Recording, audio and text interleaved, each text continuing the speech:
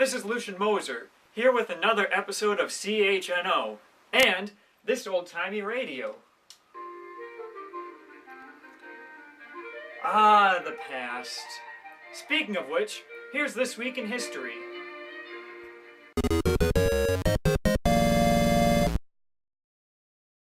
On January 6, 1975, 1,000 Led Zeppelin fans rioted, causing $30,000 in damages. The riot happened in Boston Gardens, while the fans were waiting overnight for tickets to the group's fourth gig. When asked why, the fans replied, they were just rehearsing their part. On January 7, 1990, the Leaning Tower of Pisa was closed to the public after leaning too far. The next day, Niagara Falls is closed after falling too far. On January 8, 1974, the Loch Ness Monster was photographed. To this day, none of his friends believe him. On January 9, 1902, New York outlawed flirting in public. The first offense meant a $25 fine. The second offense meant wearing horse blinders. This law is still in effect. Unfortunately, that's not the joke. On January 10, 1969, Clara Peller first asked, "Where's the beef?" on an ad for Wendy's. According to the FDA, it's in 40% of the patty. On January 11, 1569, the first lottery was drawn in England. Entries stood to win a trip to the first orthodontist and a lifetime supply of toothpaste. And on January 12th... Did you hear that? Let's see who it's from. It's our good friend Mom! Cookies are ready! Okay, yeah. Let's keep going. Okay. And on January... that was bad inflection. And on January 12, 1943, frankfurters were replaced by sausages. Victory sausages, that is, in the U.S. These victory sausages were made of meat and soy meal. Begging the question, which part was supposed to taste like victory? And that concludes This Week in History. If you'd like to learn more, follow the links in the description. Carrots. Milk. Surely, these two forces cannot live together in harmony, but they can, and I'll show you how, with this recipe from India and Pakistan for carrot milk, also known as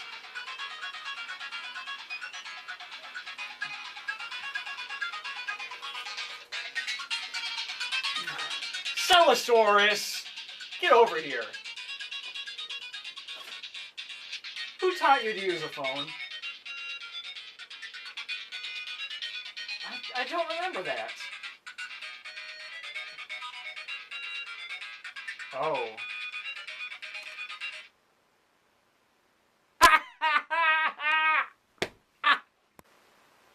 It's also called Gajar Ka Doodh.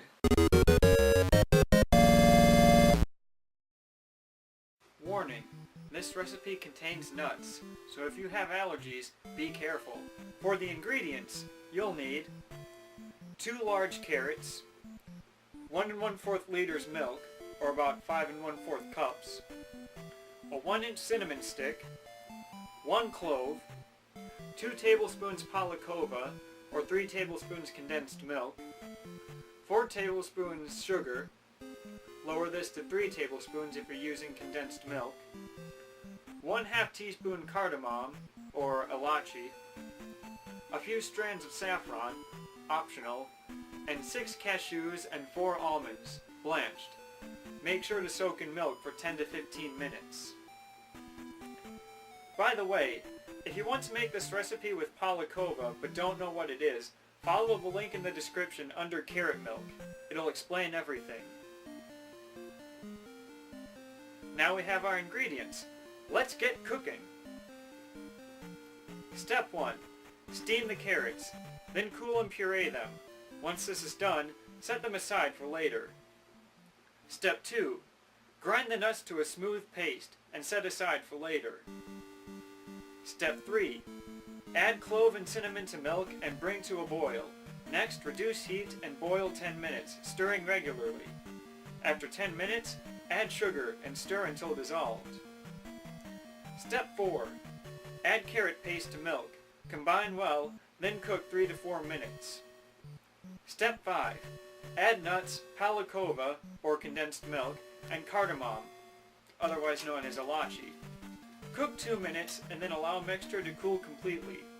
Once this is done, remove the clove and cinnamon stick. Step 6.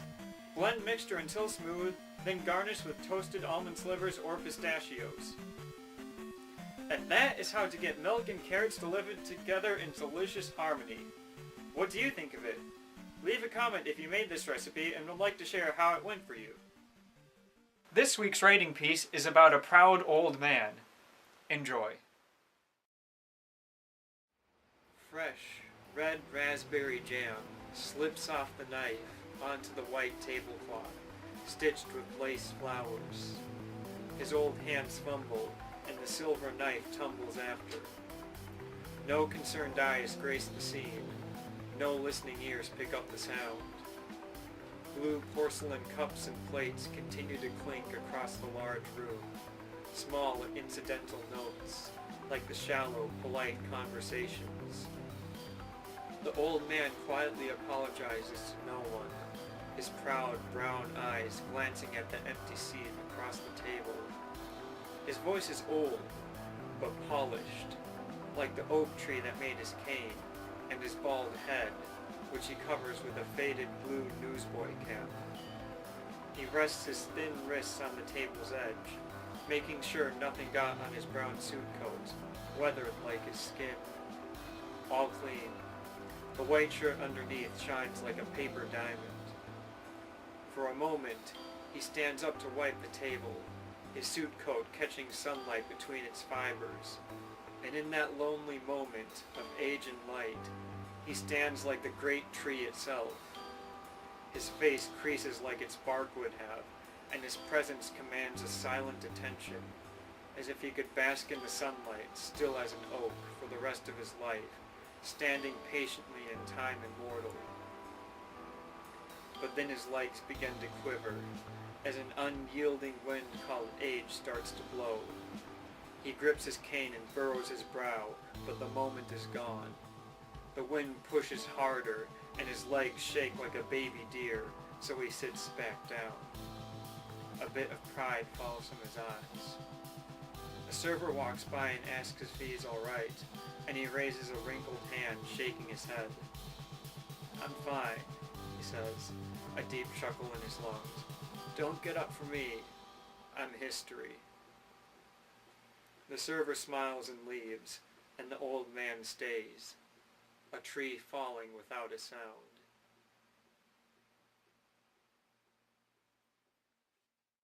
And that was your weekly CHNO.